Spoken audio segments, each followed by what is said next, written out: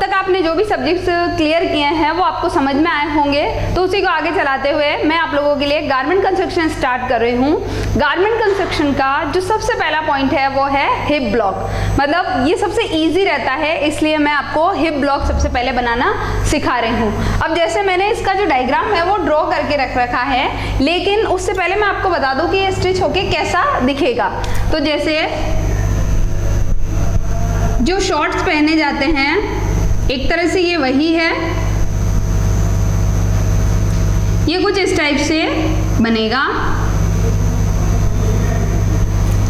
ये कुछ इस टाइप से दिखेगा स्टिच होने के बाद। तो इसलिए मैंने आप लोगों के लिए जो डायग्राम बना रखा है मैं वो पहले एक्सप्लेन कर देती हूँ आप लोगों को। जैसे सबसे पहले आपको जब भी हिप ब्लॉक बनाना होता है आपको कुछ मेजरमेंट चाहिए होते हैं। तो मेजरमेंट के अंदर सबसे पहले आप जैसे हिप ले लेंगे, तो जो भी हिप होता है उसको राउंड में आप मेजर कर लेंगे। जैसे अभी मैं ये एक किड का बना रही हूँ तो मेरे पास जो मेजरमेंट है वो हिप है 23 इंच। अब इसके बाद इसकी लेंथ आप कम या ज़्यादा कर सकते हैं, लेकिन अभी फ़िलहाल मैंने इसकी जो लेंथ है वो 10 इंच ली है, क्योंकि किड के हिसाब से है तो अभी 10 ही रखी है। अब जैसे आप सबसे पहले जो है वो 0 to 1 आप जैसे इसकी जो लेंथ है वो लेंगे। लेंथ 10 ले रखी है हमने तो वही लेंगे हम, तो 10 हो गई। उसके बाद में आप यहीं से 1/3 जो है हिप का वो आएंगे। हिप का 1/3 जो आप लेंगे तो वो यहाँ पे एक पॉइंट बनेगा। क्लियर है? अब इसके बाद आप यहाँ से यहाँ मतलब 0 से 3 की तरफ जाएंगे हिप का 1/4। अब हिप का 1/4 हम क्यों ले रहे हैं? क्योंकि हम अभी सिर्फ ये वाला पोर्शन बना रहे हैं, इसके बैक वाला पोर्शन भी हमने नहीं बनाया है और इसके साइड वाला पोर्शन भी नहीं बनाया। अभी हम खाली इस पे फोकस कर रहे हैं, इसलिए मैंने हिप का 1/4 लिया है। क्लियर है?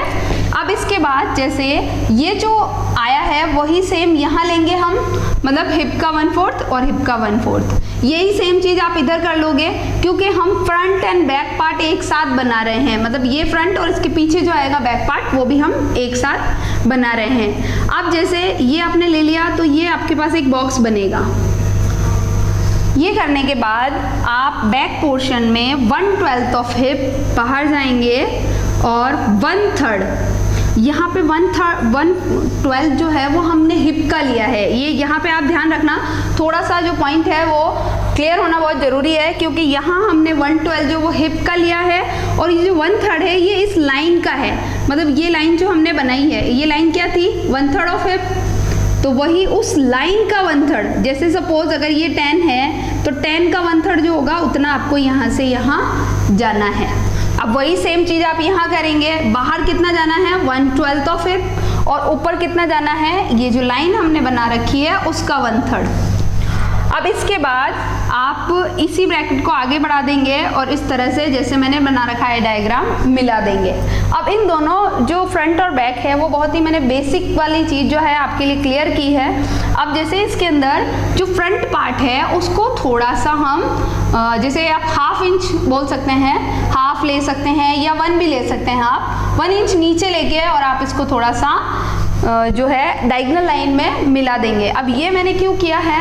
क्योंकि बैक पार्ट में हिप की वजह से थोड़ी सी ड्रेस ऊपर होके निकलती है और फ्रंट पार्ट में नीचे रहता है, तो इसलिए ये कर देना जरूरी है ताकि जो शेप है वो प्रॉपर आ सके।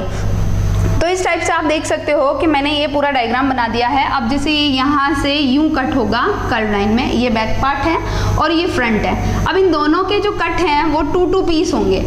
2 पीस इसलिए क्योंकि बैक में भी 2 लगेंगे और फ्रंट में भी 2 लगेंगे। अगर आपको लगता है कि आपको 1/1 ही करना है तो आप ऐसे भी कर सकते हैं कि इसको ऑन फोल्ड रखें, क्योंकि उसका बनाने का एक तरीका अलग होता है। इसको अगर आप ऑन फोल्ड रखेंगे तो भी आपकी ड्रेस बन जाएगी, लेकिन ये वाला जो कर्व आपने दिया है ये नहीं आ पाएगा। तो इसलिए आप चाहें तो यहाँ ऑन फोल्ड रख सकते हैं, और आप चाहें कि नहीं हमें यहाँ साइड की स्टिच करनी है, क्योंकि यहाँ साइड में आप लोगों ने नोटिस किया हो यहाँ डबल स्टिच भी आती है जो डिज़ाइन के लिए बनाई जाती है। तो अगर आपको उस टाइप का कुछ चाहिए तो आप यहाँ से भी इसको कट कर देंगे, और अगर आपको लगता है कि नहीं हमें नॉर्मल ही बनाना है तो आप यहाँ से कट ना करें तो भी चलेगा। मतलब फैब्रिक यहाँ पे ऑन फोल्ड रख के आप काट सकते हैं। तो इस तरह से मैंने ये पूरा डायग्राम जो है वो आपको क्लियर कर दिया है। अब मैं इसकी स्टिचिंग बताऊंगी और साथ ही मैं इसका ब्राउन पेपर कट करके भी आपको बताऊंगी। Thank you.